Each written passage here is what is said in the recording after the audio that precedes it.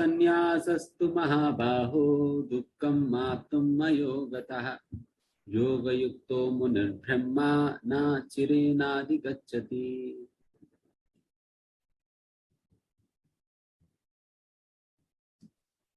Yes पढ़िए। प्रियदर्शिनी माता जी श्री।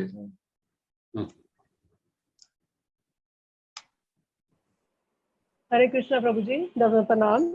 हाँ, हरे कृष्ण वंदन।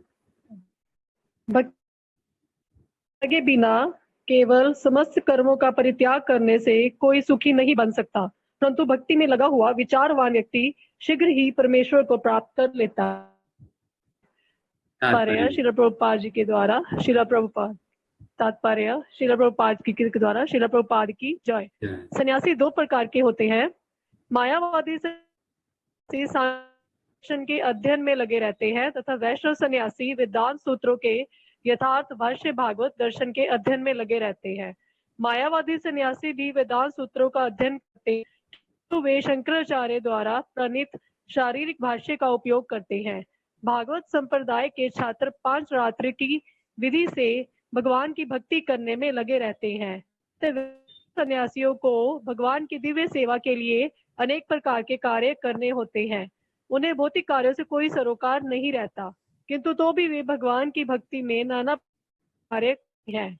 किंतु मायावादी सन्यासी जो सांख्य तथा वेदांत के अध्ययन एवं चिंतन में लगे रहते हैं, वे भगवान की दिव्य भक्ति का आनंद नहीं उठा पाते, चूंकि उनका अध्ययन जाता है।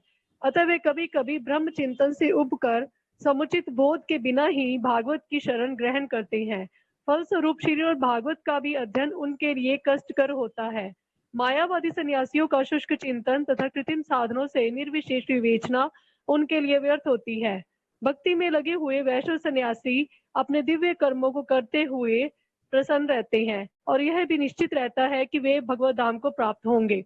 मायावादी सन्यासी कभी कभी आत्म साक्षात्कार के पद से नीचे गिर जाते हैं और फिर से समाज सेवा, परोपकार जैसे भौतिक कर्म में प्रवृत्त होते हैं। अतः निष्कर्ष यह निकला कि कृष्ण भावनामृत के कार्यों में लगे रहने वाले लोग ब्रह्म अब्रह्म विषयक साधारण चिंतन में लगे सबसे श्रेष्ठ हैं, यद्यपि वे भी अनेक जन्मों के बाद कृष्ण भावना भावित हो जाते हैं। हरे कृष्णा। हरे कृष्णा। धन्यवाद।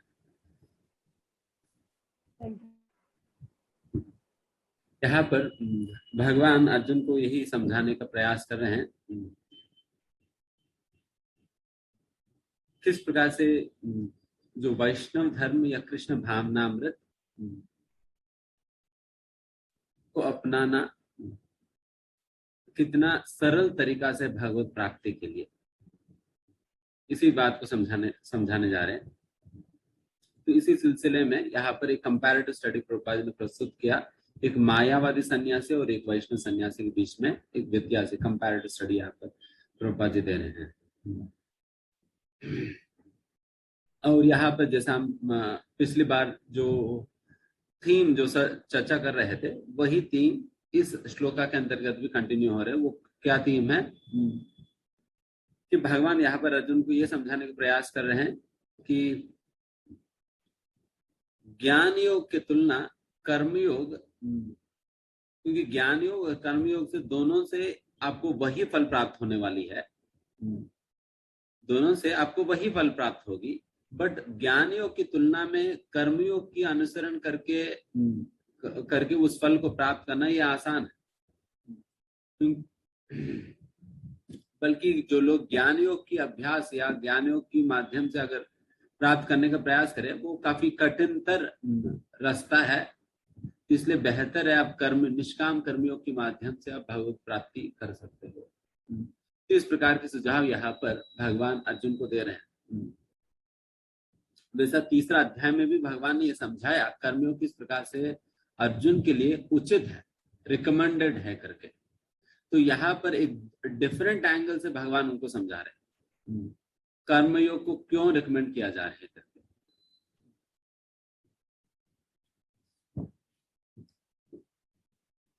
यहाँ पर प्रोसेस की सरलता की बेसिस में यहाँ पर चर्चा हो रही है। जो प्रोसेस है उसकी सरलता की बेसिस में यहाँ पर चर्चा, उसकी प्रैक्टिकलिटी मतलब कितना प्रैक्टिकल है, कितना आसान है, तो उसके आधार पर भगवान यहाँ पर अर्जुन को कर्मयोग रिकमेंड कर रहे हैं। और यहाँ पर इसी सिलसिले में यहाँ पर प्रभुपाद जी मायावाद और वैष्णव सन्यासी के बीच में व्यत्यास यहाँ पर प्रभुपाद जी तात्पर्य के अंतर्गत बताते हैं।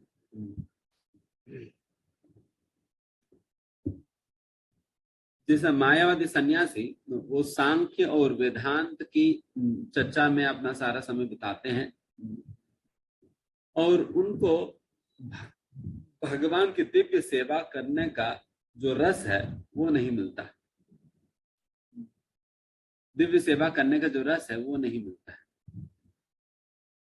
भक्ति का यही बहुत बड़ा खासियत है कि हमें आनंद की प्राप्ति होती है। आनंद की अनुभूति भक्ति करने के दौरान हमें मिलता है। मायावादियों की यही एक्सपेक्टेशन है कि हम सारा कुछ प्रोसेस कंप्लीट होने के बाद हमें बहुत खूब आनंद मिलेगा करके, बट हमारा पद ही आनंददायक है। हमारे ऐसा नहीं कि हमारा रस मतलब हम आखिर तक प्रैक्टिस करने के बाद तब हमें आनंद मिलेगा करके, बल्कि हम जिस पद को हमने चुना है उस पद के अनुसरण करने में ही बहुत आनंद है। जैसे भगवान भगवद्गीता में अन्य जगह कहते हैं ना, सुसुखम कर्तुम अव्ययम, इसको करने में भी आपको बहुत सुख मिलता है, बहुत सुख मिलता है। इसी को सेवानंद कहा जाता है। सेवा के माध्यम से प्राप्त होने वाली आनंद है सेवानंद। बट फिर कई बार लोग कहते प्रभु जी हमें सेवा करने से कुछ और मिलता है, ये तो आनंद नहीं मिलता। कई बार लोग बहुत प्रेशर फील करते, प्रभु जी हमने जन्माष्टमी कितना टारगेट दे दिया, बहुत प्रेशर डाल दिया, मेगा वेबिनार कितना पीछे पड़ गए, बहुत प्रेशर है।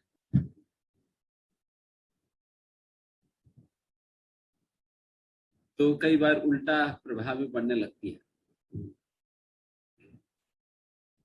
इसका कारण भी यही है कि जब हम सेवा को निर्धारित रूप से जब हम नहीं करेंगे तब उस सेवा से प्राप्त होने वाली आनंद हमें प्राप्त नहीं होता। निर्धारित रूप से मतलब जिस प्रकार से भगवान ने कहा है, क्योंकि जब आपके द्वारा की गई सेवा भक्ति के अंतर्गत आएगी तभी वो सेवा आपको आनंद देगी ना, तभी वो सेवा आपको आनंद दे सकेगी। अगर वो भक्ति की क्षेत्र में ही नहीं आ पाएगी, भक्ति का कंडीशंस को ही फुलफिल नहीं करेगी, देन आपको उस सेवा से आनंद नहीं मिलने वाला। तो भक्ति के कंडीशंस के विषय में आप समझ सकते हैं भक्ति के क्या कंडीशन है, किस कंडीशंस को पूर्ति करने से आपको उस सेवा से आनंद मिलेगा। क्या है? अन्याभिलेषिता शून्यम ज्ञान कर्मादि अनावृतम अनुकूल्येन कृष्णानुशीलनम भक्ति उत्तम। यहाँ पर ये श्लोका के आधार पर भी, या नहीं तो अहेतुकी अप्रहत्यता यह आत्मा सुप्रसिद्धति, यह आत्मा सुप्रसिद्धति, उस आत्मा को प्रसन्नता प्राप्त होगी, आनंद प्राप्त होगी। किनको प्राप्त होगी इस प्रकार की आनंद और प्रसन्नता? अहेतुकी अप्रतिहता सेवा करेगा तो। अगर उनकी सेवा में ये दो लक्षण दिखाई पड़ेगी, अहेतुकी और अप्रतिहता, देन फिर आपकी सेवा जो है आपको आनंद देगी। एंड वो जो सेटिस्फैक्शन, आनंद और शांति जो हमें उस सेवा करने से हमें प्राप्त होता है, वो तो आपको सारा क्या कहते हैं, ज्ञान योग की चरम स्थान पर पहुंचने के बाद भी उस प्रकार के आनंद की अनुभूति नहीं होती है, जिस प्रकार की आनंद की अनुभूति एक व्यक्ति भक्ति की प्रारंभिक दशा में भी जो प्राप्त करता है। ये भक्ति की खासियत है। शास्त्र में यहाँ तक वर्णन है कि इस ब्रह्मांड के अंतर्गत जितने भी भौतिक आनंद है, इस ब्रह्मांड के अंतर्गत सारे भौतिक आनंद को आप इकट्ठा कर लीजिएगा। अगर एक एब्स्ट्रैक्ट चीज की तरह मान भी ले एंड फिर उसको आप इकट्ठा कर भी लीजिए, इस भौतिक संसार के अंतर्गत जितने भी आनंद, जितने अलग अलग प्रकार की इंद्रिय तृप्ति के माध्यम से हो, जिस प्रकार से भी आनंद प्राप्त हो, तो सारा आनंद को आपने इकट्ठा कर लिया। एंड वो सारा आनंद को कहा जाता है कि ब्रह्मानंद के सामने एक समुद्र में बूंद के बराबर है। समझ में आ रहे? ब्रह्मानंद की बहुत बड़ा सागर मान लीजिए, एंड उस बड़ा सागर के अंतर्गत एक बूंद के बराबर भी नहीं माना जाएगी पूरा ब्रह्मांड के अंतर्गत जो भी भौतिक आनंद है। ये भौतिक आनंद की तुलना है ब्रह्मानंद के साथ में। एंड उसी श्लोका में ही ब्रह्मानंद की तुलना सेवानंद से किया जाता है, सेवानंद या भक्ति से प्राप्त होने वाली आनंद से। देन वहां पर कहा जाता है कि जो कुछ भी ब्रह्मानंद एक व्यक्ति प्राप्त करता है ब्रह्म को प्राप्त करने से, वो आनंद भक्ति करने से जो आनंद प्राप्त होती है, जो समुद्र के बराबर जो आनंद प्राप्त होती है, उसका बूंद के बराबर भी नहीं मान सकते। कुछ लोगों को कहा जाता है उस प्रकार से बूंद के बराबर मानना भी गलत है करके, ये भी पाप है, तो अपराध है। बूंद के बराबर मानना भी मतलब बूंद भी नहीं है। देन आप सोचो कि भक्ति से किस प्रकार की आनंद प्राप्त होता है। तो एंड वो आनंद भी, वो भी स्टैटिक नहीं है। वो ऐसा नहीं कि वो जितना आनंद मिलता है बस उतना ही मिलता रहेगा। उसके विषय में चैतन्य महाप्रभु कहते हैं कि आनंद अम्बुदिवर्तनम प्रतिपदम। आनंद अम्बुदिवर्तनम, अम्बुदि मतलब सागर है।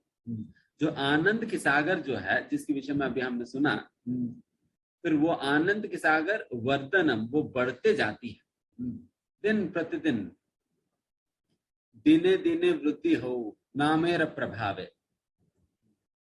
दिन प्रतिदिन वो नाम के प्रभाव से ये आनंद जो है बढ़ता जाता है, बढ़ता जाता है, बढ़ता जाता है। तो आप सोचो कि किस प्रकार की आनंद में डुबकी लगाने के लिए भगवान हमें चाहते हैं, बट हम पता नहीं कि छोटे मोटे आनंदों में फंसे रह जाते हैं। बट अगर ये छोटे मोटे आनंदों का अगर हम छोड़ सके, जो कि असलियत में आनंद ही नहीं है, दुख ही है, बट अगर इन चीजों को हम सही प्रकार से समझकर हम छोड़ सके, देन फिर हमें इस प्रकार के आनंद भगवान देने के लिए तैयार है। तो यही यहाँ पर कहा जा रही, इस प्रकार के आनंद की अनुभूति एक मायावादी सन्यासी को नहीं हो पाता है। इसलिए मायावादी सन्यासी अगर वो ब्रह्म में मतलब यहाँ पर ही क्या, अगर वो ब्रह्म में पहुंच भी जाए, साहित्य मुक्ति प्राप्त कर ब्रह्म में पहुंच भी जाए, फिर भी उनकी पतन होने की संभावना है, क्योंकि उनको आनंद की अनुभूति नहीं हो रही। और एक जीव आत्मा जो है वो सहज रूप से आनंद की अभिलाषा है, अभिलाषी, आनंदमयोभ्यासात, जैसा हम वेदांत सूत्र में ये सूत्र है, आनंदमयोभ्यासात। ये आनंद चाहती है आज जीवात्मा, इसी आनंद के खोज में है। एंड उसी आनंद की खोज में तो हम इंद्रिय तृप्ति में लगते हैं, बट उस आनंद की संतुष्टि या पूर्णता हमें भगवत प्राप्ति में या भगवान की सेवा करने में प्राप्त होता है। एंड वो सेवा हमें आनंद तब देगी जब हम सेवा, जब हमारे सेवा के अंतर्गत ये दो क्वालिफिकेशंस रहेगा, अहेतुकी अप्रतिहता। अन्यथा हमारे जैसे रो पड़ते हैं, प्रभु जी मुझे इतना सेवा क्यों दे रहे हैं, कर नहीं पा रहा। प्रभु जी आप कहते साधना भी करो, परिवार भी संभालो, जॉब करो, फिर ऊपर से सेवा भी, क्या क्या करेंगे? क्या आप जान से मार देंगे हमें? ठीक, मारना है तो मार दे, एक बार में खत्म हो जाएगी। तो उस प्रकार से ये सेवा में कई बार इन दोनों चीजों की कमी पड़ जाता है, अहेतुकी का और अप्रतिहता। अहेतुकी मतलब बिना किसी भी प्रकार का हेतु का, अपनी पर्सनल एजेंडा बिल्कुल नहीं होनी चाहिए। As long as personal agenda रहेगा, हैविंग ए पर्सनल एजेंडा मतलब आपने एक क्या है, एक कंट्रोलिंग पावर माया के हाथ में दे दिया, वही कनेक्शन है आपको कंट्रोल करने का। अगर पर्सनल एजेंडा नहीं है देन फिर माया के साथ आपको कोई कनेक्शन नहीं है, तो माया आपको कभी कंट्रोल ही नहीं कर पाएगी। जब आपके पास कोई पर्सनल एजेंडा है, अपना स्वार्थ कुछ है, देन फिर वो स्वार्थ ही एक माध्यम है जिसके द्वारा माया आपको नियंत्रण करती है। अगर स्वार्थ नहीं है हमारे अंदर, किसी प्रकार का स्वार्थपूर्ण इच्छा नहीं है वो सेवा करने के माध्यम से हमें प्राप्त जो करनी है, देन फिर आपको किसी भी प्रकार की भौतिक परिस्थिति आपको तकलीफ नहीं कर सकती है, आपको प्रभावित नहीं कर सकती है, आपका सेवा से आपको हटा नहीं सकती है। आपको उस प्रकार के आनंद की अनुभूति, ये अहेतुकी। एंड जब अहेतुकी होगा तभी अप्रतिहता होगा। अगर अहेतुकी नहीं तो अप्रतिहता मतलब बिना कोई ब्रेक का, बिना कोई रुकावट का सेवा तभी चल पाएगी जब आपकी सेवा में बिल्कुल किसी प्रकार का हेतु नहीं है। अगर कहीं ना कहीं अगर स्वार्थ है सेवा में भी, देन फिर माया कभी ना कभी उस स्वार्थ की नाम पे आपको सेवा से निकाल देगी, सेवा से निकाल देगी, खींच देगी अपनी ओर। इसलिए ये अहेतुकी होना सबसे महत्वपूर्ण है। देन अहेतुकी होगा, देन अप्रतिहता के लिए भी हम बिल्कुल संकल्प के साथ हमें सेवा करनी चाहिए, चाहे कुछ भी हो जाए हमें सेवा करनी ही है। देन अगर व्यक्ति कोई बहुत बड़ा सेवा नहीं भी कर पाए, छोटे मोटे सेवा में भी उनको इतना आनंद आएगी, इतना आनंद आएगी, उसके विषय में कुछ कहना ही नहीं। जैसे प्रभुपाद जी कई बार मतलब उदाहरण देते हैं, जो राधा दामोदर मंदिर में एक बूढ़ी माँ जो है प्रतिदिन भगवान के अभिषेक करने के लिए यमुना से वो एक क्या है, एक मटकी में पानी लेकर आया करती थी। एंड वो सेवा उन्होंने जारी रखा, चाहे कितना ठंडी भी क्यों ना हो और कितना गर्मी भी क्यों ना हो, कितना बारिश भी क्यों ना हो, किसी भी प्रकार की परिस्थिति में उन्होंने अपने सेवा को जारी रखा। उन्होंने कौन सी बहुत बड़ा मंदिर बना दी, कौन सा 1000 लोगों का अपना शिष्य बना दिया, नहीं। उन्होंने इतना सिंपल सेवा किया, पानी लाकर भगवान के अभिषेक में देने का। बट इसमें किसी भी प्रकार की स्वार्थ नहीं था उनका, एंड कभी ब्रेक भी नहीं था। एंड इसको शुद्ध भक्ति कहा जाता है। एंड प्रभुपाद जी, मुझे आइडिया नहीं प्रभुपाद जी ने उदाहरण दिया, इन्होंने उदाहरण दिया, बट ये उदाहरण हमने सुना था।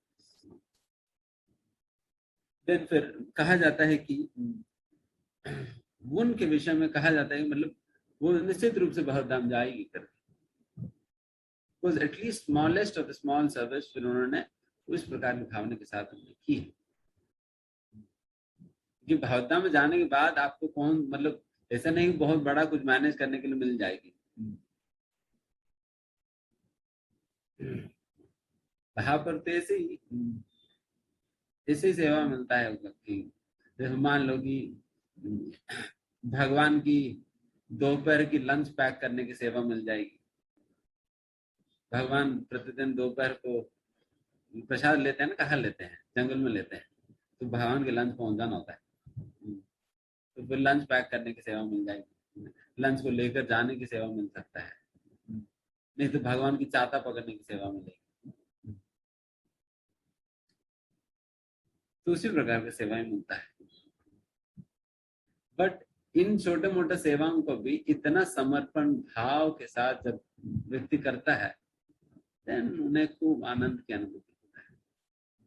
इसलिए कहा जाए स्वल्पमपि अस्या, अगर थोड़ा सा भी क्यों ना हो, अगर हम इस प्रकार से भगवान की सेवा करें तो बट इसका मतलब ये नहीं है कि प्रभु जी अगर थोड़ा सा ही सेवा से हो जाएगी तो मेरे इतना क्या करने की जरूरत है, इतना कॉलिंग कराते हैं आप, इतना सेवा कराते, फिर इसकी क्या जरूरत है। तो भगवान को भी तो दिखना है ना कि हाउ मतलब कितना हम अपने आप को एक्सटेंड करने के लिए तैयार है भगवान की सेवा के लिए। भगवान में आपकी सेवा के लिए कुछ भी मैं करने के लिए तैयार हूँ, चाहे मुझे कुछ भी त्याग करना पड़े, कुछ भी करना पड़े, मैं तैयार। तभी तो भगवान कन्विंस होगा, अच्छा तो मैं उनको वापस ले जाऊंगा तो फिर करेगा ठीक से काम। तो इस प्रकार से ठीक है, हम बहुत कुछ डिस्कस करें। तो बेसिकली इस प्रकार के आनंद मायावादियों को नहीं मिलता है। यही भक्तों का सबसे बड़ा उपलब्धि है भक्ति में, आनंद। वही हमें टिका कर रखती है। अगर भक्ति में आपका आनंद नहीं मिल रहे हैं, फ्रस्ट्रेशन हो रहे हैं, देन कहीं ना कहीं कुछ ना कुछ गड़बड़ी है। क्योंकि यहाँ भक्ति करने से आनंद मिलना चाहिए, फ्रस्ट्रेशन नहीं। एंड वो कई बार भागवतम की सहारा लेते हैं, बट भागवतम को समझ नहीं पाते। भागवतम पढ़ेंगे बट भागवतम समझ नहीं पाएंगे, बट क्योंकि वो भागवतम को अप्रोच करने का तरीका ही गलत है। एंड भगवान ने सीधा भगवत गीता में कह ही दिया, ये यतामाम प्रपद्यन्ते ताम सतैव भजाम्यहम्। जिस भावना के साथ, जिस प्रकार से व्यक्ति मेरे पास आएगा, उसी अनुपात में मैं उनके साथ आदान प्रदान करूंगा करके। तो अगर एक मायावादी एक गलत धारणा के साथ भागवतम को अप्रोच करे, जो कि भगवान से अभिन्न स्वरूप है, तो फिर भागवतम भी उसी प्रकार से उनके साथ आदान प्रदान करेगी। वो अपने आप को सही प्रकार से समझने नहीं देगी। इसलिए कई मायावादी दार्शनिक भागवतम के आधार पर भी ऐसा प्रमाण दिखाने लगते हैं कि भगवान का कोई आकार नहीं है, भगवान निराकार है, ज्योति है, ज्योति स्वरूप। इस प्रकार से कई बार कई श्लोकों का गलत प्रकार के तात्पर्य निकालने लगते हैं।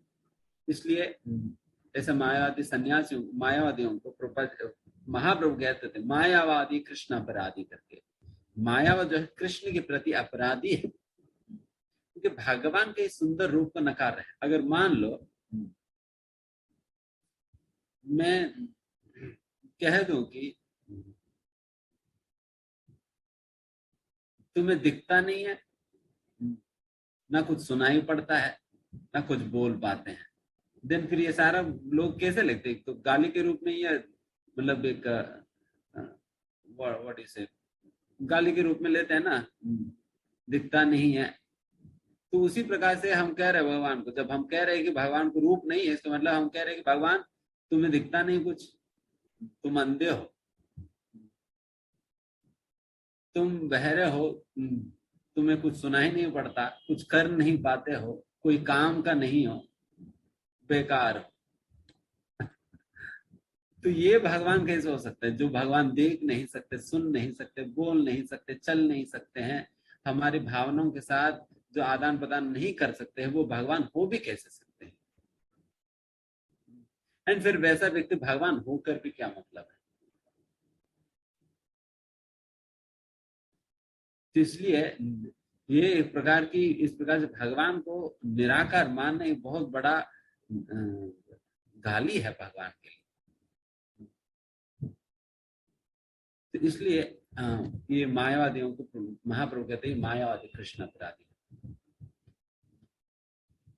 एंड उनको उस प्रकार से कब तक पढ़ लेंगे बुक, पुस्तक है ना, कब तक वेदांत की चर्चा करते रह जाएंगे। इसलिए फिर लोग जब इन सारे चीजों पक जाते हैं, देन फिर वो लोग थोड़ा समाज सेवा की कार्यक्रमों में उतर जाते हैं। ठीक है, हम भी खाना बांटेंगे, हम भी कपड़ा देंगे, हम हॉस्पिटल खोल देंगे, हम ये कर देंगे। तो इस प्रकार से वो स्थिति में गिर जाते हैं लोग। इसलिए प्रभुपाद यहाँ पर कह रहे हैं फिलॉन्थ्रोपिक एक्टिविटीज, वो समाज सेवा में गिर जाते हैं, जो कि वो भी तो भौतिक है, वो भी तो भौतिक है।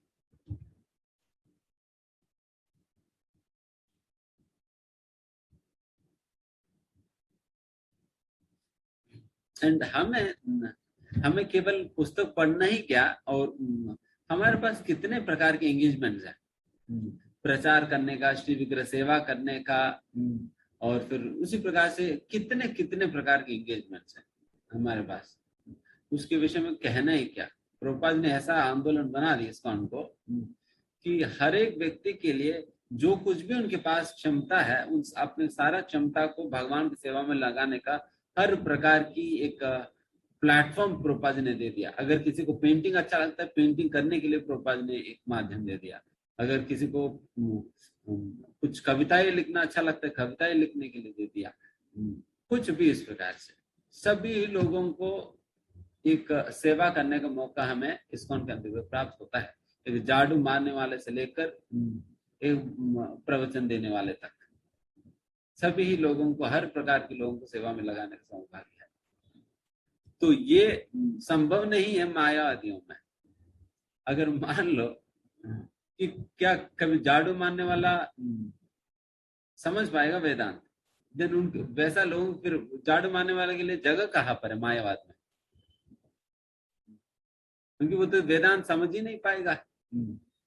हम भी तो एक प्रकार से अनपढ़ ही है, अगर संस्कृत समझना है तो क्या समझेंगे, तो हमारे लिए कोई जगह ही नहीं है। बट भक्ति is such a wonderful process जहां पर हर एक व्यक्ति को एक स्थान दिया जा रहा है, हर एक व्यक्ति को इन्वॉल्व होने के लिए एक माध्यम दिया जा रहा है। इसलिए यहाँ पर प्रभुपाद कहते हैं कि डिफरेंट टाइप्स ऑफ एंगेजमेंट्स, अनेक प्रकार की मल्टीपल एंगेजमेंट्स, अनेक प्रकार की सेवाएं हमें प्राप्त होती है। इसलिए हम बहुत आसानी से अपनी इंद्रियों को निग्रहण कर सकते हैं, क्योंकि मायावादी लोग क्या करते हैं, केवल अपने इंद्रियों को दबा कर रखते हैं। हम क्या करते हैं, अपने इंद्रियों को सेवा में लगाते हैं। वो लोग तो केवल दबा कर रखेंगे, हम तो भगवान की सेवा में लगाएंगे। ये हमारी और उनमें डिफरेंस है। दबा कर रखने से क्या होगा, इंद्रिय और अशुद्ध होने से तो बच जाएंगे, बट उन इंद्रियों में जो ऑलरेडी अशुद्धिकरण है उसको निकाल तो नहीं पाएंगे ना, उसे निकाल नहीं पाएंगे। बट हमारे पास क्या बेहतर है कि एक तो हम भगवान की सेवा में इंद्रियों को लगाने से एक तो हम इंद्रियों को और दूषित होने से भी बच पा रहे हैं, एंड दूसरा जो ऑलरेडी प्रदूषण है इंद्रियों के अंतर्गत, उस प्रदूषण को भी भगवान की सेवा के माध्यम से उसका भी साफ सफाई हो रहा है। उस प्रकार से हम और प्रदूषण होने से भी और ऑलरेडी जो प्रदूषण है उसको शुद्ध करने में दो प्रकार की फायदा है भगवान की सेवा करने से। तो ये हमारा और मायावादियों के बीच में ये व्यत्यास है। तो ये सारे बातें प्रभुपाद जी तात्पर्य के अंतर्गत चर्चा किया। ठीक है, फिर ये सारे बातें सभी को समझ में आए, तो फिर आगे बढ़ेंगे। फिर अगले श्लोका, अभी तक 6वां श्लोका तक भगवान कर्मयोग किस प्रकार से सरल है ज्ञानियों की तुलना, ये समझा रहे थे। अभी 7वां श्लोका से थोड़ा सा थीम चेंज होगा। यहाँ पर ये समझाएंगे कि निष्काम कर्मयोग की, अगर इतना आसान है निष्काम कर्मयोग करना, तो फिर निष्काम कर्मयोग की अभ्यास के अंतर्गत हमें क्या करनी है, प्रैक्टिकली हमें क्या करना होता है निष्काम कर्मयोग के अंतर्गत। ये चीजें अभी 7वां श्लोका से चर्चा होगी, 7वां श्लोका से 12वां श्लोका तक, मतलब बेसिकली हाउ टू प्रैक्टिस निष्काम कर्मयोग, इसका चर्चा होगा।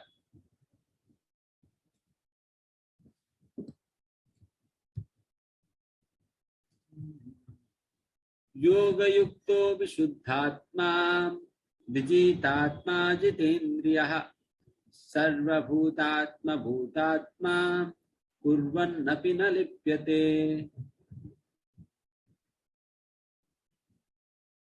यस, अनुवाद तात्पर्य पढ़ी। यस, प्रियदर्शिनी माता जी आप पढ़ सकते। हरे कृष्णा। तात्पर्य और अनुवाद श्रील प्रभुपाद जी के द्वारा। श्रील प्रभुपाद की जय। जो व्यक्ति से कर्म करता है, जो विशुद्ध आत्मा है और अपने मन तथा इंद्रियों को वश में रखता है, वह सबों को प्रिय होता है और सभी लोग उसे प्रिय होते हैं। ऐसा व्यक्ति कर्म करता हुआ कभी अंध था। तात्पर्य, जो कृष्ण भावनामृत के कारण मुक्ति पथ पर है, वह प्रत्येक जीव को प्रिय होता है और प्रत्येक जीव उसके लिए प्यारा है। यह कृष्ण भावनामृत के कारण होता है। ऐसा व्यक्ति जीव को कृष्ण से पृथक नहीं सोच पाता। जिस प्रकार वृक्ष की पत्तियां तथा टहनियां वृक्ष से भिन्न नहीं होती, वह भली भांति जानता है कि वृक्ष की जड़ में पत्तियों तथा टहनियों में फैल जाता है, अथवा आमाशय को भोजन देने से शक्ति स्वतः पूरे शरीर में फैल जाती है। क्योंकि कृष्ण भावनामृत में कर्म करने वाला सबों का दास होता है, अतः वह हर एक को प्रिय होता है। क्योंकि प्रत्येक व्यक्ति उसके कर्म से प्रसन्न रहता है अतः उसकी चेतना शुद्ध रहती है। चूंकि उसकी चेतना शुद्ध रहती है अतः उसका मन पूर्णतया नियंत्रण में रहता है। मन के नियंत्रित होने से उसकी इंद्रियां संयमित रहती हैं। चूंकि उसका मन सदैव कृष्ण में स्थिर रहता है अतः उसके विचलित होने का प्रश्न ही नहीं उठता। ना ही उसे कृष्ण संबद्ध कथाओं के अतिरिक्त अन्य कार्यों में अपनी इंद्रियों को लगाने का अवसर मिलता है। वह कृष्ण कथा के अतिरिक्त और कुछ सुनना नहीं चाहता। वह कृष्ण को अर्पित किए हुए भोजन के अतिरिक्त कुछ नहीं खाना चाहता और ना ऐसे किसी स्थान में जाने की इच्छा रखता है जहाँ कृष्ण संबंधी कार्य ना होता हो। अतः उसकी इंद्रियां वश में रहती हैं।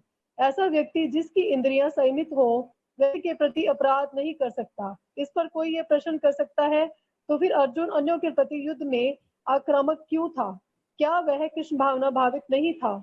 वस्तुतः अर्जुन ऊपर से ही आक्रामक था, क्योंकि जैसा कि वित्तीय अध्याय में बताया जा चुका है, आत्मा के अवध्य होने के कारण युद्ध भूमि में एकत्र हुए सारे व्यक्ति अपने अपने स्वरूप में जीवित बने रहेंगे। अतः ध्यान से कुरुक्षेत्र की युद्ध भूमि में कोई मारा नहीं गया।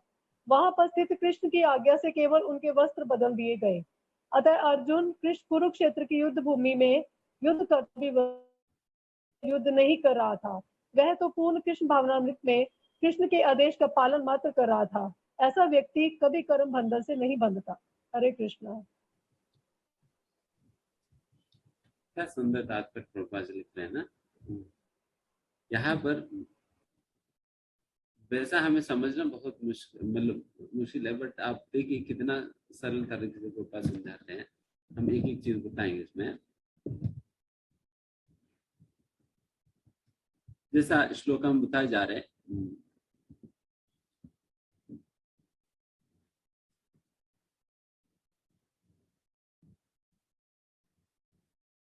योगो युक्तो विशुद्धात्मा विजितात्मा जितेन्द्रियः सर्वभूतात्म भूतात्मा कुर्वन्नपि न लिप्यते।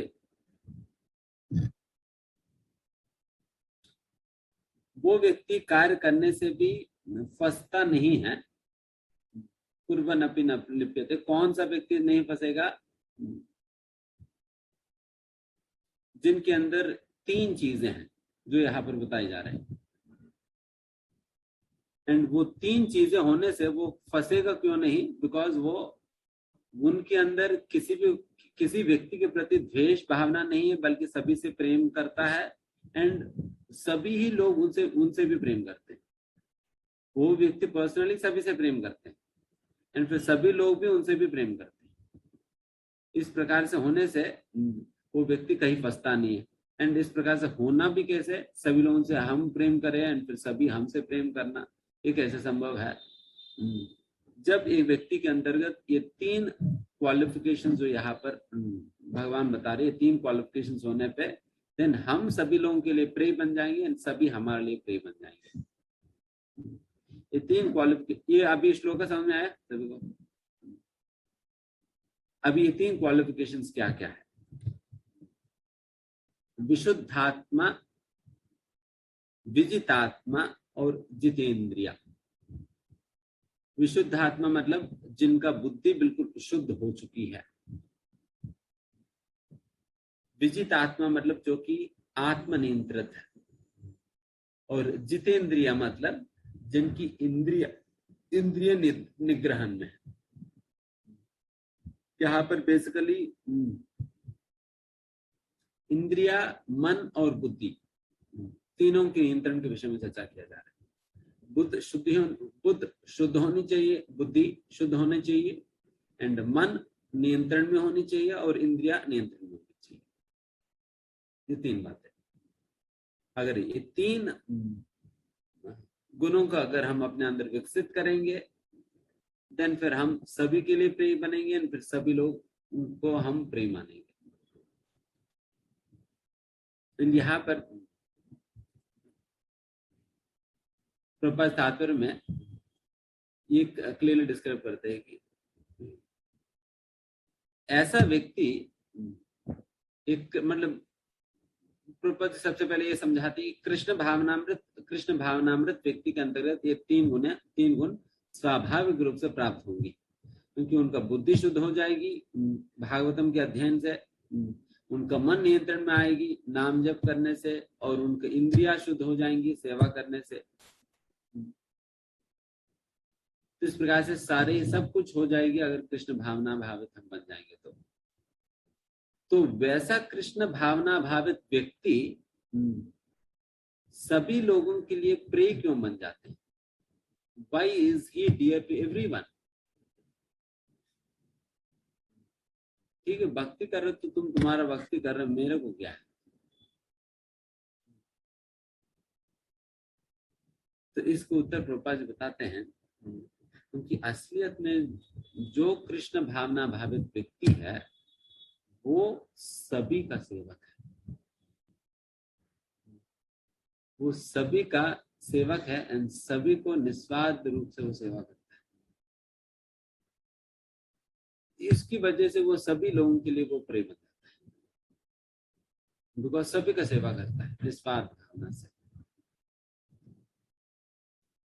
तो इसलिए हम हमेशा अपने आप को, अगर कोई व्यक्ति सच में कृष्ण भावना भावित है, हमेशा अपने आप को सभी का ही दास मानना चाहिए। चाहे कोई व्यक्ति आपसे सीनियर हो, कोई आपसे जूनियर हो, कोई आपसे समान हो, कोई नया व्यक्ति भी क्यों ना हो, सभी का ही हम अपने आप को सेवक के रूप में मानना चाहिए। ऐसा नहीं कि अच्छा मैं अपने सीनियर का तो सेवक हूँ बट इनका मालिक हूँ, नहीं। हम सेवक मतलब सभी का ही सेवक है, हम सभी का ही सेवक है। यस, हम प्रचार भी करते हैं सेवा के रूप में, हम गाइडेंस भी देते हैं सेवा के रूप में, हम प्रवचन भी देते हैं सेवा के रूप में, हम गुरु भी बन सकते हैं सेवा के रूप में, हम टेम्पल प्रेसिडेंट बन सकते हैं, एक जीबी से बन सकते हैं, कोई भी बन सकते हैं। बट सारा कुछ हर जगह भावना तो हम इस पोजीशन से तो हम नहीं हटना, सेवक की पोजीशन से।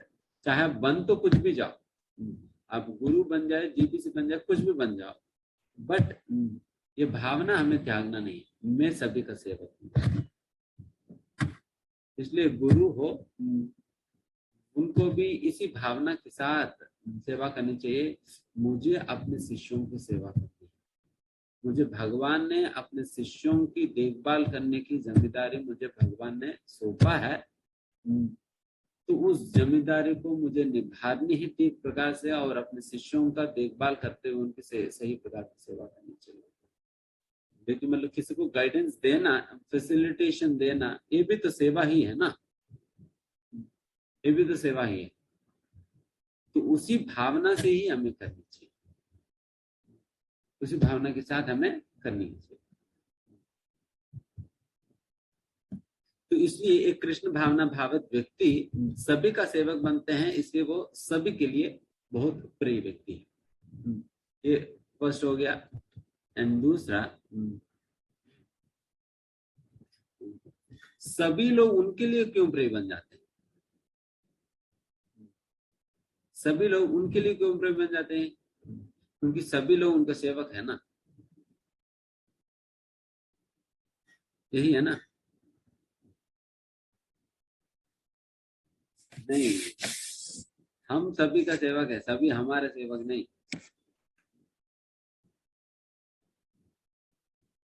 तो फिर प्रिय कैसे बनते? प्रभु जी सेवा ही नहीं करेंगे, क्या प्रिय बनेंगे?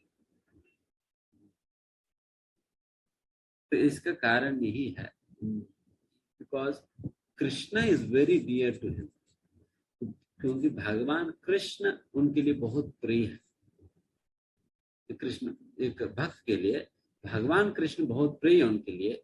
एंड जितने भी जीवात्माएं हैं, सभी जीवात्माएं भगवान का ही तो अंश है,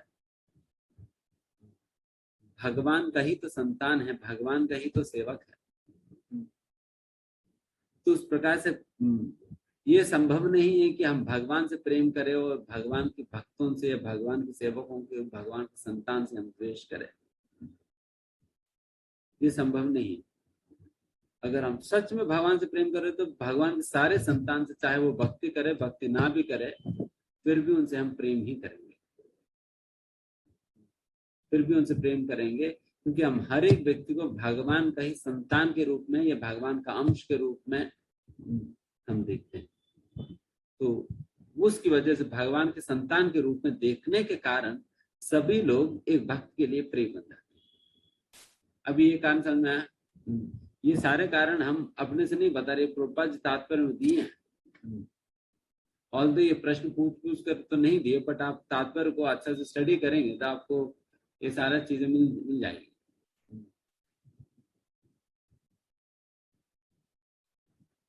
तो जिस प्रकार से प्रभुपाद जी उदाहरण देते हैं, जिस प्रकार से एक पेड़ की जड़ पर पानी देने से सारा शाख के पत्तों को पानी पहुंच जाती है, उसी प्रकार से भगवान की सेवा करने से सभी लोग संतुष्ट हो जाते हैं। उस प्रकार से भगवान उस प्रकार से एक भक्त के लिए सभी ही लोग प्रिय बन जाते हैं।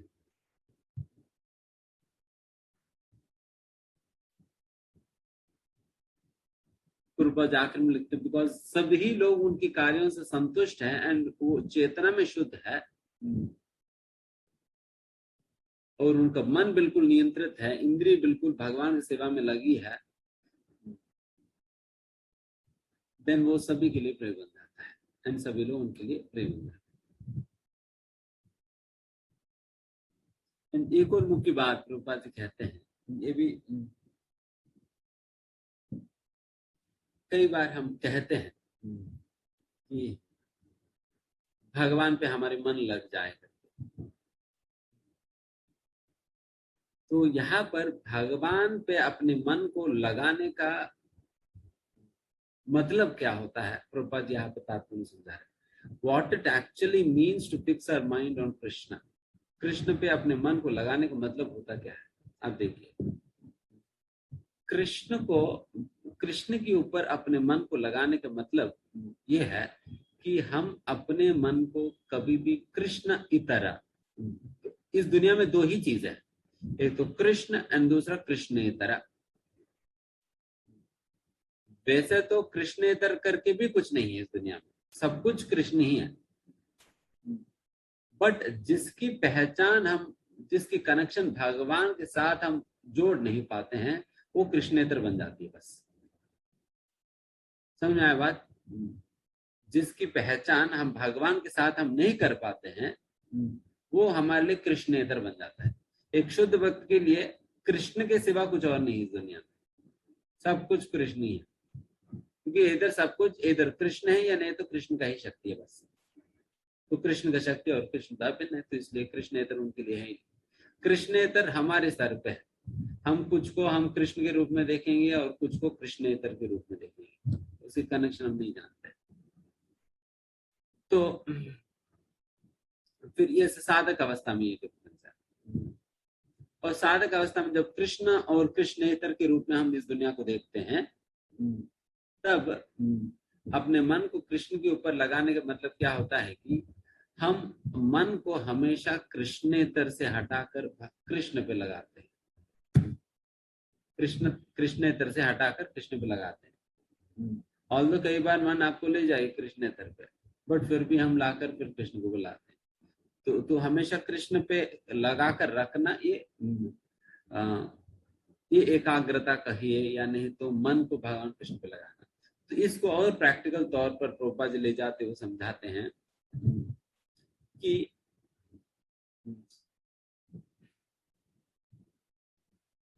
जैसे उदाहरण के सुनने के विषय में प्रभुपाद जी कह रहे हैं कि एक भक्त जो है कभी भी भगवान कृष्ण के नाम और कृष्ण कथा के सिवा और कुछ सुनना नहीं चाहेगा, क्योंकि बाकी सब कुछ क्या हुआ, वो कृष्णेतर हो गया और भगवान कृष्ण के नाम और कृष्ण कथा कृष्ण हो गया। तो वो कृष्णेतर पे अपने मन को नहीं ले जाएगा, वो हमेशा कृष्ण में ही रहेगा, हमेशा अपने कानों को भगवान के नाम सुनने में, भगवान कथा सुनने में लगाएगा। उसी प्रकार से प्रसाद के विषय में वो भगवान को बिना भोग लगाए कुछ भी ग्रहण नहीं करेगा, कुछ भी ग्रहण नहीं करेगा। तो ये भी क्या हुआ, फिर कृष्ण पे लगाना हो गया, अपना जिह्वा को भगवान में लगाना। तो इस प्रकार से हर एक इंद्रिय को, मन को, हर चीज को इस प्रकार से कृष्ण के संबंधित चीजों में लगा कर रखता है एक भक्त। तो इसको कहा जाता है कि to focus our mind on Krishna, भगवान कृष्ण पे अपना ध्यान लगाने का मतलब यही है। तो ये सारे डिटेल्स प्रभुपाद जी तात्पर्य ग्रंथ दे रहे। एंड इस प्रकार से हमेशा भगवान की सेवा में अपने इंद्रियों को लगाने के कारण एक भक्त की इंद्रिय सारा नियंत्रित रहती है। एंड वैसा व्यक्ति जिनकी इंद्रिया नियंत्रित है वो कभी भी किसी के प्रति अपराध नहीं कर सकता है।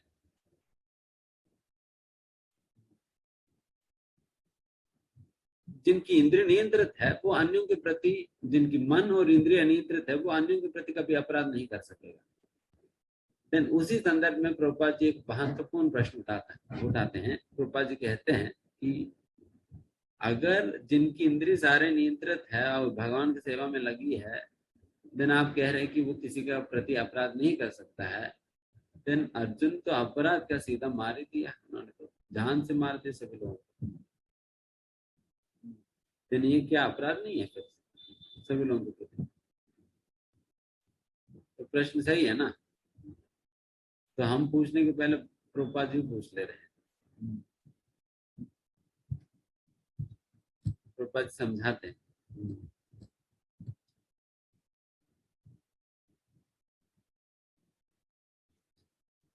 Arjun was only superficially offensive because all the assembled persons in battle continue to live in. Arjun केवल एक ऊपरी स्तर पर ही वो अपराधिक है सभी लोग, मतलब उन कौरवों के प्रति। बट आध्यात्मिक दृष्टिकोण से देखा जाए वो अपराधी नहीं है, क्योंकि अर्जुन केवल इतना ही कर रहे हैं कि उनके कपड़े बदल दे रहे हैं। वही प्रभुपाद जी कह रहे हैं ना, अर्जुन बस इतना ही कर रहे हैं कि उनकी कपड़ा बदल दे रहे हैं। So spiritual no one was killed in battle, only their dresses were changed. केवल कपड़े ही बदल दे रहे हैं। कोई मर्डर करके कोर्ट में जब उन्हें सबमिट कर दी जाती है, देन फिर वो मर्डर करने वाला अगर जज से कहे, जज साहब मैंने कौन सा बहुत बड़ा गलती कर दी, मैंने केवल कपड़ा बदल दिया उनकी। मैंने कौन सा बहुत बड़ा गलती कर दी, मैंने तो कपड़ा बदल दिया।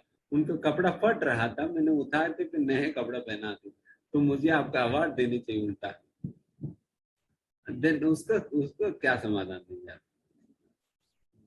इसका समाधान प्रभुपाद तात्पर्य में दे रहे हैं। प्रभुपाद कहते हैं कि he changed the dresses by the order of Krishna.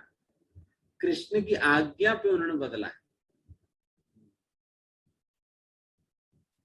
तो कृष्ण से आज्ञा मिली है अर्जुन को इस प्रकार से करने का, तो कृष्ण की आज्ञा पे उन्होंने किया, तो उसकी वजह से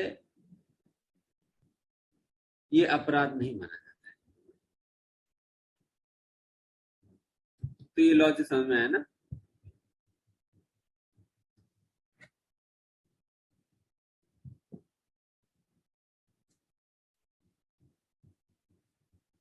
तो इसलिए अर्जुन पूर्ण कृष्ण चेतना में, कृष्ण भावना में वो भगवान की आज्ञा का ही पालन कर रहे थे कुरुक्षेत्र मैदान में। इसलिए कुर्बन अपि न लिप्यते, इसलिए इस प्रकार की कार्य करने पे भी अर्जुन किसी भी प्रकार की कर्म फल में फंस नहीं जा रहे। कुर्बन अपि न लिप्यते, वो फंस नहीं रहे इस प्रकार के कार्य करने के बाद, जस्ट बिकॉज वो भगवान कृष्ण की आज्ञा का पालन कर रहे हैं। जो कुछ भी कर रहे हैं कृष्ण की आज्ञा से कर रहे हैं। तो उसी प्रकार से हम भी अपना जीवन में चाहे जो कुछ भी करें, हम भगवान और गुरु की आज्ञा से करें, देन फिर वो कार्य कभी भी हमें फंसाएगी नहीं। अगर हम अपने एक स्वतंत्र स्वेच्छाचारी बनकर अगर स्वतंत्र रूप से हम कार्य करें, देन फिर उसकी कर्म फलों को हमें ही भोगना पड़ेगा।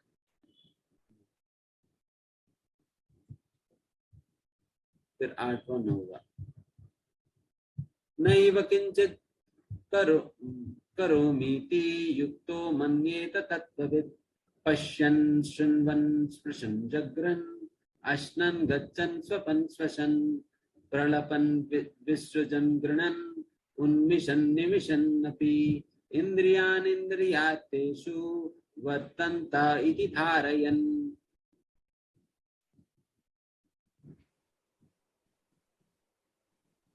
अनुवाद एवं तात्पर्य श्रील प्रभुपाद जी के द्वारा। श्रील प्रभुपाद की जय। दिव्य भावना मृत युक्त पुरुष देखते, सुनते, स्पर्श करते, सूंघते, खाते, चलते फिरते, सोते तथा श्वास लेते हुए भी अपने अंतर में सदैव यही जानता रहता है कि वास्तव में वह कुछ भी नहीं करता। बोलते, त्यागते, ग्रहण करते या आंखें खोलते बंद करते हुए भी वह यह जानता रहता है कि भौतिक इंद्रियां अपने अपने विषयों में प्रवृत्त है और वह इन सबसे पृथक है। तात्पर्य, क्योंकि कृष्ण भावना भावित व्यक्ति का जीवन शुद्ध होता है, फलतः उसे निकट तथा दूर सत्य 5 कारणों कर्ता, कर्म, अधिष्ठान, प्रयास तथा भाग्य पर निर्भर किसी कार्य से कुछ लेना देना नहीं रहता। इसका कारण यही है कि वह भगवान की दिव्य सेवा में लगा रहता है। यद्यपि ऐसा प्रतीत होता है कि वह अपने शरीर तथा इंद्रियों से कर्म कर रहा है, किंतु वह अपनी वास्तविक स्थिति के प्रति सचेत रहा है, जो कि आध्यात्मिक व्यवस्था है। भौतिक चेतना में इंद्रियां इंद्रिय तृप्ति में लगी रहती हैं, किंतु कृष्ण भावनामृत में वे कृष्ण की इंद्रियों की तुष्टि में लगी रहती हैं। अतः कृष्ण भावना भावित व्यक्ति सदा मुक्त रहता है, भले ही वह ऊपर से भौतिक कार्य में लगा हुआ दिखाई पड़े। देखने तथा सुनने के कार्य ज्ञान इंद्रियों के एक कर्म है, जबकि चलना, बोलना, मल त्यागना आदि कर्मों के कार्य है। कृष्ण भावना भावित व्यक्ति कभी भी इंद्रियों के कार्यों से प्रभावित नहीं होता। वह भगवत सेवा के अतिरिक्त कोई दूसरा कार्य नहीं कर सकता, क्योंकि उसे ज्ञात है कि वह भगवान का शाश्वत दास है। हरे कृष्ण।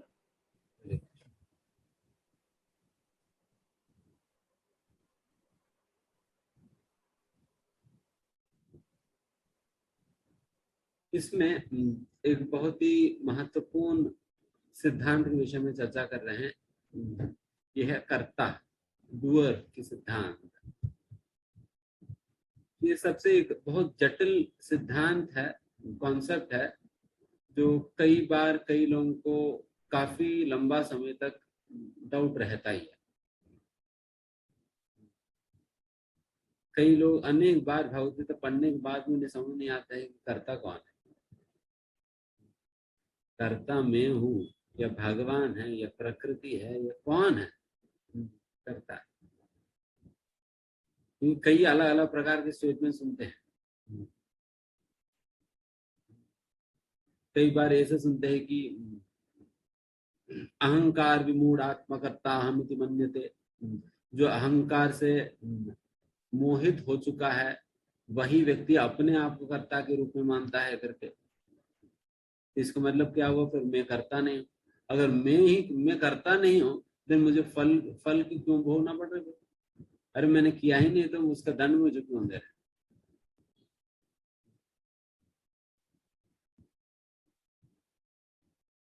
अगर मान लीजिए यही कहे कि अगर कोई मर्डर कर दिया एंड फिर उनको जेल कोर्ट में प्रोड्यूस किया गया है, तो फिर वो कहे जज साहब से, जज साहब भगवद्गीता में भगवान स्वयं कहते हैं अहंकार विमूढ़ आत्मा कर्ता हम इति मन्यते। जो अहंकार से विमूढ़ व्यक्ति है वो अपने आप को कभी कर्ता नहीं मानता है, तो इसलिए मैं अहंकारी नहीं हूँ, मैं अपने आप को कर्ता नहीं मानता हूँ, इसलिए आप भी मुझे कर्ता मत मानिए, इसलिए मुझे आप दंड देने दो मत। तो अच्छा आर्गुमेंट है, तो क्या करें? एंड फिर एक अन्य जगह भगवान कहते हैं कि कर्ता दत्त,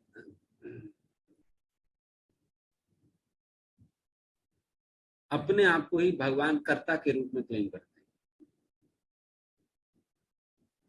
हैं। फिर कोई अन्य जगह कहा जाता है कि प्रकृति क्रियमाणानि गुणः कर्माणि सर्वशः।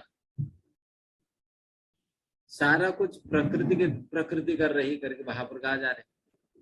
एक जगह कहा जा रहा है सारा कुछ प्रकृति कर रहे हैं, एंड दूसरी जगह कहा जा रहा है कि देखिए कर्म फल भोगना पड़ेगा करके। इसका मतलब फिर मैं भी करता हुआ ना। अगर मैं नहीं करूंगा देन फिर मुझे फल भी तो नहीं देना चाहिए। मैं कर रहा हूं, मुझे फल मिल रहा है, इसका मतलब मैं भी तो करता हूं।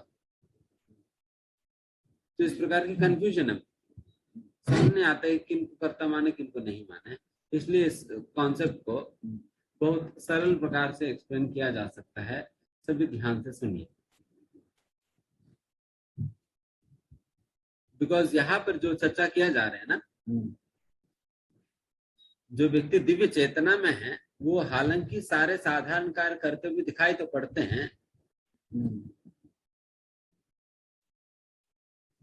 बट फिर भी वो कुछ नहीं कर रहे। हालांकि सारा कार्य करते हुए दिखाई पड़ते बट कुछ नहीं कर रहे हैं, तो फिर ये कैसे समझ सकते? सब कुछ कर रहे हैं बट कुछ नहीं कर रहे।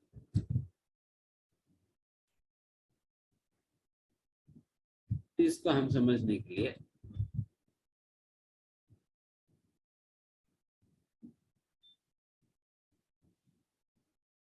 देखिए, एक वुड क्या है, लकड़ी काटने वाले जंगल गए।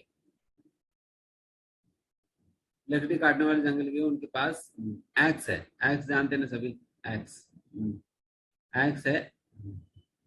पर वो एक्स लेकर गए और पेड़ को उन्होंने काटा। तो अभी प्रश्न ये है, पेड़ को एक्स ने काटा या उस आदमी ने काटा? कौन काटे थे? एक्स ने काटा या आदमी ने काटा? एक्स की उपयोग करके आदमी ने काटा, वही था ना। तो अगर मान लीजिए कि वो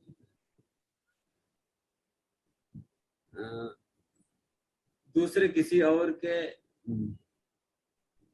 बगीचा है जिसमें उन्होंने पेड़ काटा, तो अभी फिर अभी दंड देना है।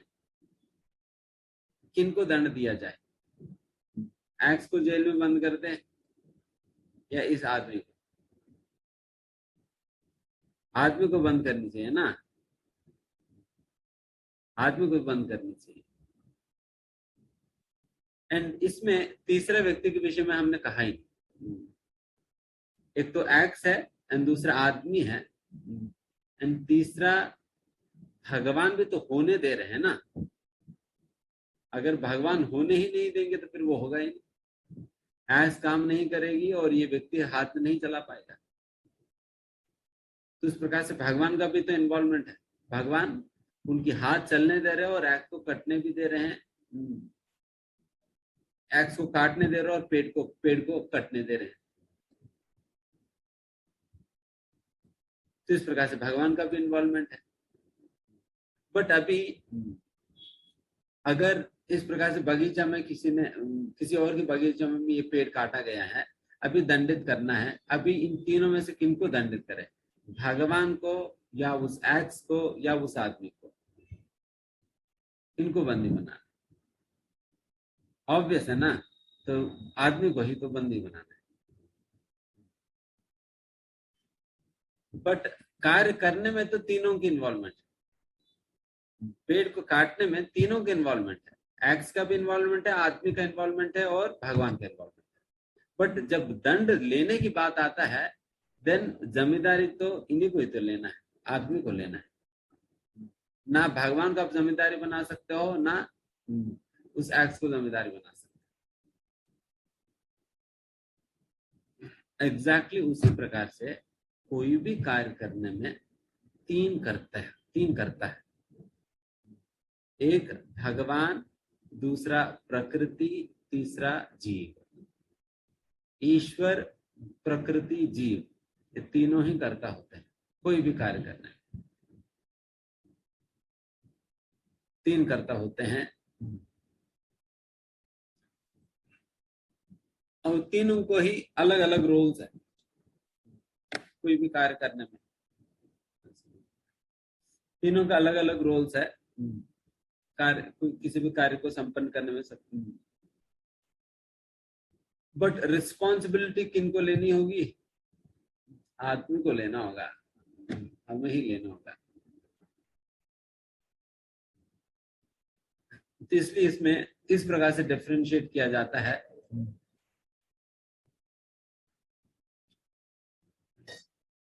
जो एक्स है जिसका प्रयोग करके पेड़ को काटा गया उसे इंस्ट्रूमेंटल कॉज कहा जाता है। इंस्ट्रूमेंटल कॉज, जो एक इंस्ट्रूमेंट की तरह एक साधन बनी है बस।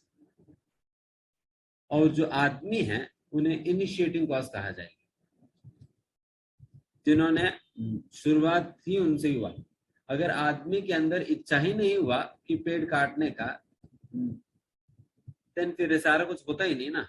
अगर आदमी के अंदर इच्छा ही नहीं हुआ पेड़ काटने का, तो फिर सारा कुछ होगा ही नहीं। अगर आदमी के अंदर इच्छा नहीं हुआ और प्रयास नहीं किया, तो सारा कुछ होने वाला नहीं था। तो इसलिए सारा चीजों की शुरुआत आदमी नहीं तो किया, इच्छा से, अपने प्रयास से उन्होंने ही शुरुआत किया। तो आदमी को इनिशिएटिंग कॉज कहा जाता है और उस एक्ट्स को इंस्ट्रूमेंटल कॉज कहा जाता है। और कृष्ण कौन है? वो केवल सैंक्शन करते हैं। अच्छा तुझे करनी है, ठीक है करो। पेड़ काटना है, ठीक है काटो। मारना है किसी को, ठीक है मारो। गाली देना है तो गाली दो। तो उस प्रकार से सैंक्शन देते हैं, ठीक है करो। बट वो भी हमारी स्वभाव और कर्म के हिसाब से सैंक्शन देते हैं।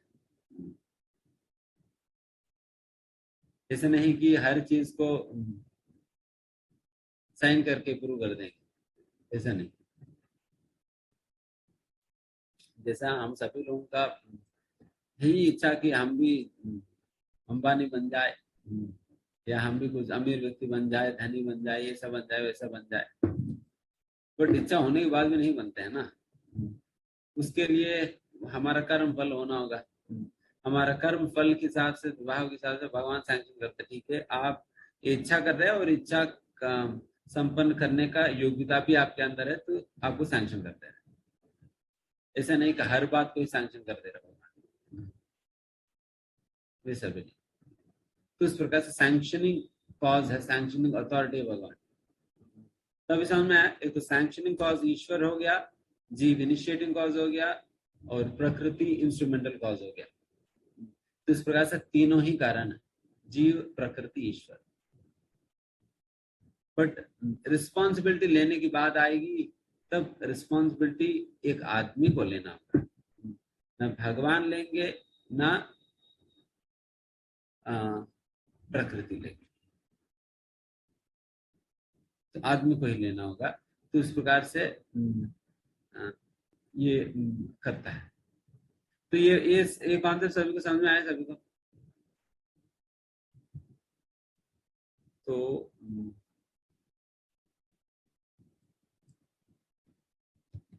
एक और छोटे से एग्जाम्पल बताएंगे।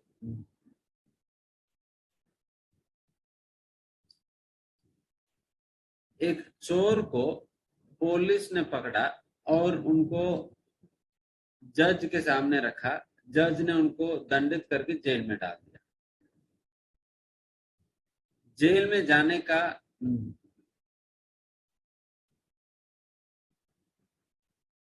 कारण कौन कौन है? 3 लोग ना। जज ने तो जजमेंट देकर जेल में डाल दिया, एंड दूसरा पुलिस ने पकड़ा, एंड तीसरा आदमी जिन्होंने गलती की। तो उनकी जेल में होने के कारण कौन कौन है? ये तीनों है। उनकी जेल में होने के कारण तीनों है। अगर कहा जाए कि अरे देन फिर रिस्पॉन्सिबिलिटी किनको लेनी है? आदमी को तो लेना है। अगर आदमी चोरी ही नहीं करते, देन पुलिस को पकड़ने का ही जरूरत नहीं पड़ता, एंड फिर वैसा पकड़ा हुआ व्यक्ति को जज के सामने रखने का भी जरूरत नहीं पड़ता, और जज को इस प्रकार के दंडित करने का भी जरूरत नहीं पड़ता। तो ये सारा कुछ शुरुआत हुई उनकी चोरी करने से। तो इसलिए जिम्मेदारी तो उनको लेना पड़ेगा, जो आदमी। तो इस प्रकार से ऑल्दो करता तो 3 है, ईश्वर, जीव, प्रकृति, बट रिस्पॉन्सिबिलिटी तो जीव की है।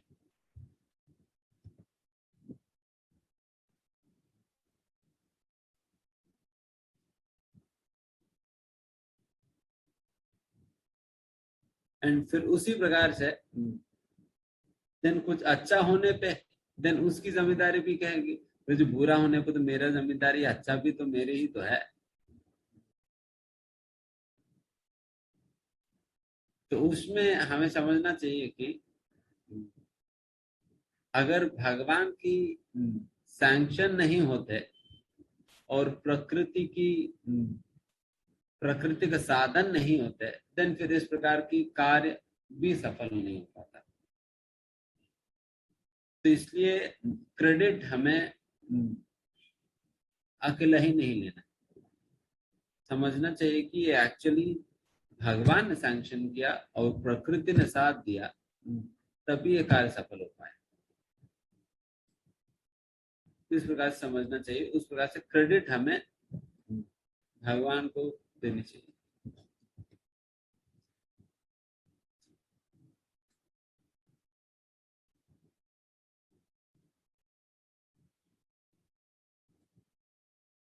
एंड दिस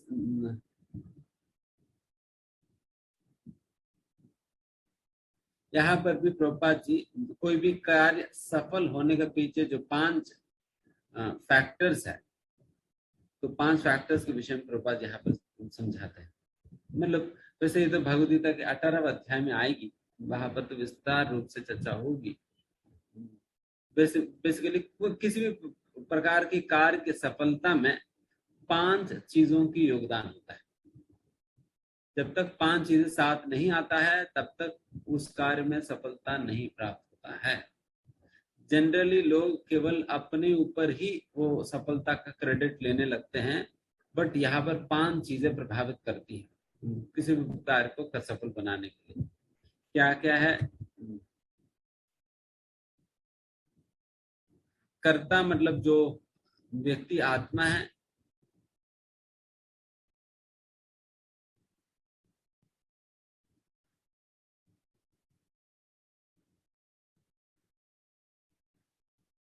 एक तो कर्ता हो गया, एंड दूसरा इंस्ट्रूमेंट्स हो गया, जो भी है उस कार्य को करने के लिए जो आप उपयोग कर रहे हैं, एंड फिर तीसरा आपकी प्रयास, आपने कितना प्रयास किया, एंड चौथा सिचुएशन, जो भी उस समय परिस्थितियां रही है या प्रकृति, और 5वां ईश्वर।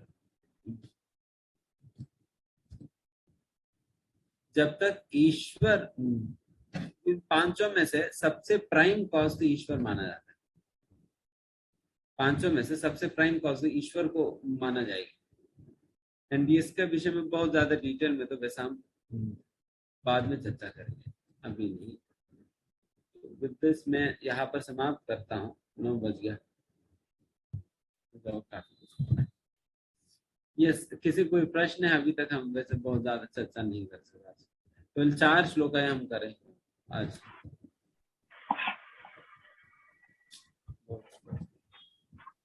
हरे कृष्णा प्रभु जी, अनंत प्रणाम। हाँ, हरे कृष्ण। प्रभु जी, मेरा एक क्वेश्चन है, जैसे कि 7th जो श्लोका है उसके तात्पर्य में प्रभुपाद लिख रहे हैं और आप बता रहे हैं कि जो मतलब हमें क्या सोचना चाहिए, हमें ये सोचना चाहिए कि सारी सोल्स जो हैं वो एक जैसी हैं। प्रभु जी, हम ये जानते भी हैं और हमने ये बहुत बार सुना भी है रेगुलर लेक्चर्स में, हमें एज ए सर्वेंट काम करना चाहिए। पर प्रभु जी प्रैक्टिकलिटी में वो चीज नहीं आती है। डिवोटीज के साथ शायद फिर भी थोड़ी बहुत आ जाती है, सीनियर जूनियर हो कोई भी हो, लेकिन अगर बाहर का कोई रहता है, हमारे साथ कुछ गलत हो जाता है, तो फिर हमारे दिमाग में होता ही है, और फिर हमें एक बार ऐसा लगता है कि उसने हमारे साथ ऐसा क्यों किया, नहीं अब मैं उससे बात नहीं करूंगी, मतलब ऐसी चीजें आती हैं। तो इस चीज को हम कैसे और प्रैक्टिकल तरीके से अपने कि हमें ये चीज हमेशा ध्यान रहे। बहुत अच्छा प्रश्न है, धन्यवाद। इसमें सबसे प्रॉब्लम कहाँ शुरुआत होती है, आप सिचुएशन को देख कैसे रहे, how are you seeing the situation. अगर वो, इसलिए भगवान को समझने के अंतर्गत एक बहुत ही महत्वपूर्ण विषय है कि भगवान की शक्तियां काम करने की विधान को समझना। How does the energies of the Lord work, ये समझना बहुत जरूरी है ना। अगर ये बात समझ लेंगे भगवान की शक्ति कैसे काम करती है, देन आप सिचुएशन को सही प्रकार से एनालाइज कर पाओगे। देन जब आप सही प्रकार से एनालाइज करोगे, देन फिर जो मिसअंडरस्टैंडिंग्स और मिसकॉन्सेप्शंस जो अन्यों के प्रति जो डेवलप होती है उससे बच जाएंगे। जैसे उदाहरण के लिए, जब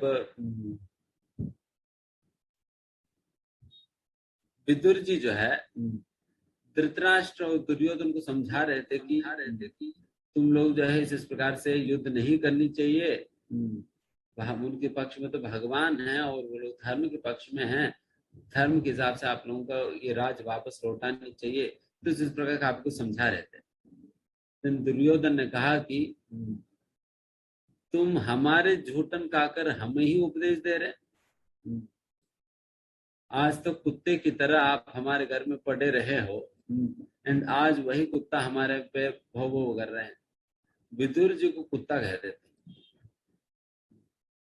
तो इतना मतलब विदुर जी को महात्मा कहा जाता है, और वैसा महात्मा विदुर जी, तो उनको जब इन्होंने गाली दिया एंड फिर कहा कि आज से आपको इस राज्य में रहने का अधिकार नहीं, यहाँ से निकल जाओ करके फिर विदुर जी को भगा देते।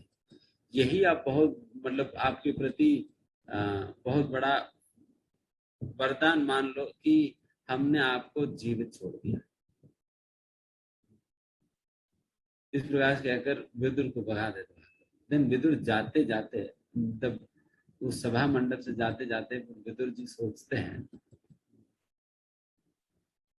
कि ये भगवान की बहिरंगा शक्ति का माध्यम बनकर इन्होंने आज मेरे साथ इस प्रकार का बर्ताव किया है, तो मैं इनको दोष नहीं दे सकता, बल्कि मैं इस स्थिति को भगवान का ही कृपा में मानता हूँ, क्योंकि आज तक इन सारे राजभार से व्यस्त होने के कारण मुझे कभी तीर्थ यात्रा करने का मौका नहीं मिली। अभी मुझे चांस मिल गया तीर्थ यात्रा करने की, तो मैं तीर्थ यात्रा में जाऊंगा। तीर्थ यात्रा में निकल गए, तीर्थ यात्रा में निकल गए। तो फिर वो भगवान कृपा के रूप में देखने लगे। So he's rightly able to understand and appreciate how the energies of the Lord are acting. बहिरंगा शक्ति, अंतरंगा शक्ति सारा कैसे काम कर रहा है। So it all depends on that. तो सबसे पहला हमारी अंडरस्टैंडिंग क्लियर नहीं होने पे, जैसे उदाहरण के लिए जब कर्ता की हम जो अंडरस्टैंडिंग बताया, तो ये सारे कॉन्सेप्ट अगर सही प्रकार से डेवलप करने से दुनिया को सही प्रकार से देख पाएंगे, राइट विजन आएगी। राइट विजन आने के बाद then no material situation can disturb you. Then फिर इस प्रकार की जो ग्रजेस इत्यादि चीजें जो मन में बैठ जाती है ना, वो नहीं रहेगी। वो ग्रजेस इसलिए बैठ जाती है बिकॉज हम गलत प्रकार से दुनिया को देख रहे हैं, वो नजरिया गलत है। एक तो ये है, एंड दूसरा अभी के समय पे भी जब तक हम उस प्रकार के विजन डेवलप नहीं करेंगे, तब तक भी इस बात को याद हम करने का प्रयास कर सकते हैं कि ठीक है, आप अपने आप को सेवक नहीं भी मान पाए, कोई बात नहीं भी मान पाए, फिर भी हम सेवा करते जाए, सेवा करते। ठीक है, सेवक नहीं है, जैसा भी क्यों ना हो, सेवा करते जाए। बस सेवा करते करते करते ही ये भावना आ जाएगी अंदर, मानना नेक्स्ट लेवल पर आएगी। बट शुरुआत तो कर सकते सेवा से। So this is how it happens. And next किसी कोई प्रश्न? हरे कृष्ण हरे कृष्ण कृष्ण। यस, भूमिका माता जी। तो जी आपने जैसे लास्ट पॉइंट में बताया कि कोई भी चीज के सफलता के लिए 5 चीजें होती है। तो प्रभु जी आपने एग्जाम्पल में बताया कि जो उपकरण होता है वो प्रकृति होता है और इंस्ट्रूमेंट होता है, और प्रभु जी जो परिस्थिति होता है वो भी प्रकृति होता है। तो प्रभु जी आप एक मतलब कोई एग्जाम्पल से समझाने से बेटर होगा प्रभु जी, तो समझ नहीं आ रहा। ये अभी नहीं समझाएंगे, ये अगली बार ही समझाएंगे, क्योंकि ये पूरा फिर 18 चैप्टर का ही श्लोक है, काफी समय लग जाएगा। और हरे कृष्णा प्रभु जी, रणत प्रणाम। प्रभु जी, एक प्रश्न है कि हमको जो कुछ भी मिल रहा है वो व्यक्ति जो देने वाला है इज लाइक अ पोस्टमैन। तो एक ऐसा कहीं सुना था लेक्चर में कि अगर हम भक्ति करते हैं तो हम जो पोस्टमैन वाला जो कार्य है उससे बच जाते हैं। तो ये कुछ अंडरस्टैंडिंग थोड़ा समझ नहीं आया था, तो आप बता पाएंगे? नहीं, दोबारा बताइए। जैसे हम कुछ भी कार्य कर रहे हैं तो हमें जो भी फल मिल रहा है, सामने वाला व्यक्ति हमको देने आ रहा है, तो he is just like a postman, वो एक पोस्टमैन है। तो जब वो व्यक्ति जो है वो भक्ति करता है अच्छे से, तो वो पोस्टमैन नहीं बनता, मतलब सामने वाले व्यक्ति को जो है डिलीवरी वो नहीं करने वाला होता कर्मों के फल का। लास्ट क्या बता रहे थे? वो पोस्टमैन नहीं बनता मतलब? लाइक जैसे कोई मेरे को किसी कर्मों का फल मिल रहा है, कोई व्यक्ति देने आ रहा है, तो अगर वो सामने वाला व्यक्ति भक्ति अच्छे से कर रहा है तो वो पोस्टमैन नहीं बनेगा, बल्कि कोई थर्ड पर्सन, सी पर्सन है, उससे मुझे मेरे कर्मों का फल मिल जाएगा। तो ये कुछ है?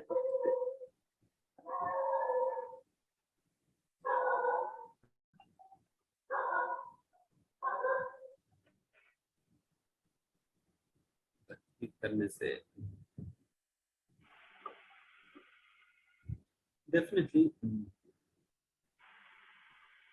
बिकॉज भक्ति जब हम करने लगते हैं सारा कंट्रोल भगवान के हाथ में चले जाती है, भगवान के हाथ में चले जाती है। भगवान माया को कह देते कि ठीक है, अभी तक कंट्रोल आपके पास है, मुझे दे देना, तो भगवान अपने हाथ में ले लेते हैं कंट्रोल। देन फिर भगवान की इच्छा के अनुसार ही जो भी कर्म आता है वो कर्म फल नहीं कह सकते हैं, खासकर शुद्ध भक्तों के केस में तो कर्म फल नहीं कह सकते हैं। जैसे श्रील प्रभुपाद जी अगर बीमार पड़े हैं अपने अंतिम समय पे, ये नहीं कह सकते श्रील प्रभुपाद जी का ऐसा पूरा कर्म इस प्रकार से करना, इस प्रकार से बीमार पड़े, वैसा नहीं, बुरा कर्म नहीं उसमें, बल्कि भगवान की योजना है। उस योजना के बाद, उस योजना के माध्यम से भगवान कुछ शिक्षा देना चाहते हैं इस पूरा दुनिया को, उस प्रकार, इसलिए भगवान उस प्रकार की परिस्थितियां शुद्ध भक्तों के जीवन में पैदा करते हैं। तो उस प्रकार से देखेंगे तो देन फिर कंट्रोल या पोस्टमैन, प्रकृति का पोस्टमैन नहीं बनता सामने वाला व्यक्ति, बल्कि भगवान का पोस्टमैन बनता है। ठीक है, प्रणाम। हरे कृष्णा प्रभु जी। प्रभु जी, जब हम लोग भक्ति करना शुरू करते हैं तो क्या हमारे ग्रह नक्षत्र भी बदल जाते हैं?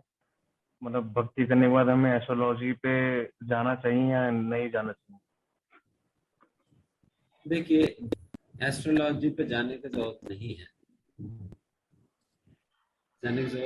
क्योंकि भक्ति करने के बाद कंट्रोल कहीं हो जाता है ना।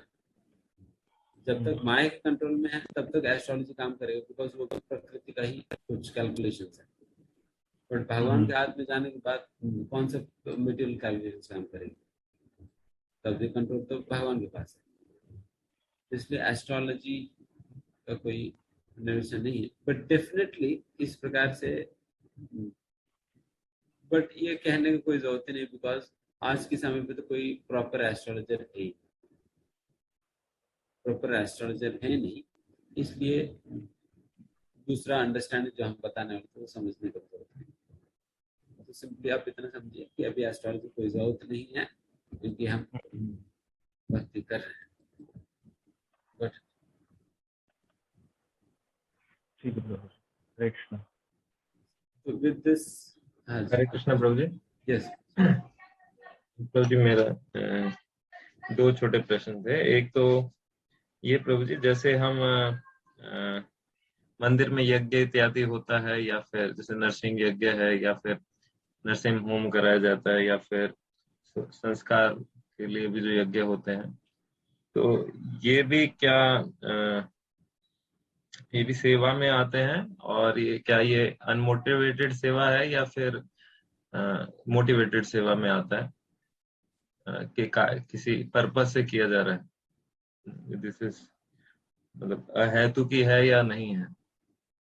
इस एक्टिविटी पे निर्भर नहीं है कि डेफिनेटली जो भी हमारा आचार्यों ने जो सैंक्शन किया है यज्ञ या बाकी संस्कारों के विषय में, तो वो सारी डेफिनेटली भक्ति की कैटेगरी में आएगी, वो कर्मकांड नहीं है। बट डेफिनेटली जिस प्रकार से बाकी अन्य भक्ति में कार्यों के विषय में कहा जाता है अहितु क्यों होना है, उसी प्रकार से यहाँ पर भी भगवान की प्रसन्नता हेतु कर रहे हैं, भगवान के संरक्षण के लिए या भगवान के भक्तों के संरक्षण के लिए प्रार्थना कर रहे हैं। देखिए, भक्तों के संरक्षण के लिए प्रार्थना करना ये स्वाद नहीं है, कोई प्रॉब्लम नहीं। और अगर अपने भी स्वास्थ्य के लिए प्रार्थना करना ये भी गलत नहीं। अगर हमारा उद्देश्य भगवान की सेवा करने का, जैसा कि प्रभुपाद जी ने प्रार्थना की, जब 1967 के आसपास जब प्रभुपाद जी अमेरिका में जस्ट शुरुआत ही किए थे, फिर कुछ ही समय के बाद प्रभुपाद जी की तबीयत खराब हो जाती है, बहुत खराब हो जाती है, बहुत खराब हो जाती है। फिर उस समय प्रभुपाद स्वयं अपने शिष्यों को भी कहते हैं कि आप लोग आप भगवान से प्रार्थना करना, हमारे गुरु महाराज की मिशन अभी पूर्ण नहीं हुआ है, इसलिए उनका स्वास्थ्य ठीक करिए ताकि वो अपने गुरु की सेवा और अपने गुरु के मिशन को फुलफिल कर सके। इस प्रकार से कुछ प्रार्थना बनाए हैं, उस प्रार्थना को उस प्रकार से वो purpose. Understood, Prabhu. Thank you, Prabhu. And another question, Prabhu जी, जैसे मायावादी सिद्धांत भी जो रहता है, तो जैसे आपने शुरुआत में बताया कि उनके लिए जो आनंद का जो रिजल्ट है वो प्रोसेस के बाद का है, तो फिर व्हाट कीप्स देम मोटिवेटेड कि वो इतना लंबा ज्ञान मार्ग का प्रोसेस और ध्यान मार्ग का प्रोसेस वो फॉलो करते हैं? आशा